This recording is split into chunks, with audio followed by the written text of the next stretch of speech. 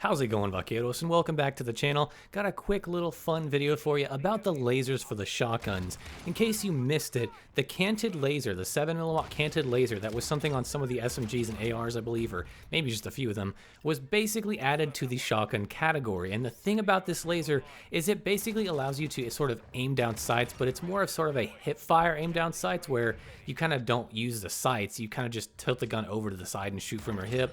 But it's a little bit more precise and you're basically getting all your aim down sights benefits. So I thought it'd be a good idea to kind of cover this because a lot of people ask me, is it worth running and all that kind of stuff. So this video is dedicated to that laser and if I think it's better than any of the others. First off, if we look at the actual description, you'll see it has a lot of benefits, including canted laser aiming, which basically means like to the side of your gun and you don't use any optics.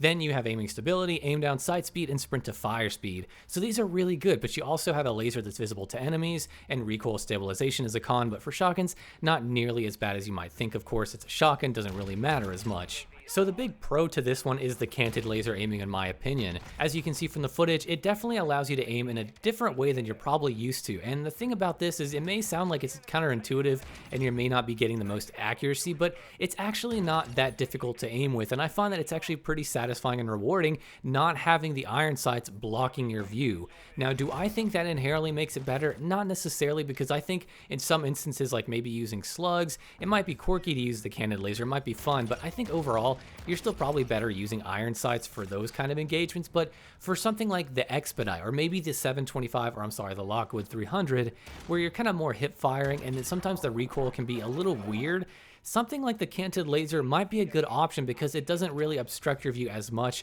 when you don't have those iron sights. So for the Expedite, this is actually a pretty decent laser, but it's also a little hard to know where you're aiming exactly because you kind of have to focus on where that laser is going, which can be a little weird at times, but with a little bit of practice, it feels pretty good. And like I said, it's really nice not having your vision kind of obscured by a sight. So even though the canted laser aiming is the big pro to this, there's also some other things like aim down sight speed and sprint to fire speed. Now, first of all, I want to compare this to a few other lasers. How much does this one help in particular to those? Now, when we take a look at my favorite options, typically you'll see me mention the VLK laser 7mm, the Point G3P hipfire laser, and then the 7mm canted laser. These are generally the best way to go because they offer a lot of the same benefits, pretty much the same in most cases at 60 frames per second, but they're just differences in how the laser is visible. Now again, at 60 frames per second, that's how I measured these values, all the aim down sight speed bonuses were relatively the same. There might be subtle differences, but we're talking less than a frame, so we're talking maybe 1 to 16 milliseconds or around there, which can make a difference, but until we have the actual stats from sim.gg, it's going to be a little hard to tell, at least on my current rig. So for all of these, you're basically getting the same amount of speed boost to your aim down sight speed. When it comes to your sprint to fire speed, you're basically getting the same story. So essentially for aim down sight speed, it's helping by about 2 frames at 60 FPS for each of these 3 lasers, and then for sprint to fire, it helps your sprint to fire speed by about 1 frame for each of these lasers as well. Now we do have other lasers such as the AccuShot 5mm laser that helps with aim down sight speed specifically, and that's basically helping the same amount as the others, which was 2 frames. So unless there's really subtle differences, there really isn't anything super crazy about the lasers and how much they help compared to one another. We also do have some flashlights we can use on our guns, and those are typically more for sprint to fire speed, but they again don't really seem to give you that much more of a boost compared to other lasers that have that sprint to fire speed bonus as well as an aim down sight speed bonus, which it's basically about that 1 to 2 frame mark for each of these. So really, to sum this all up, the best laser you should be using is probably one of the 3 that I mentioned typically, which is the Point G3P, the 7mm canted laser, or the VLK 7mm.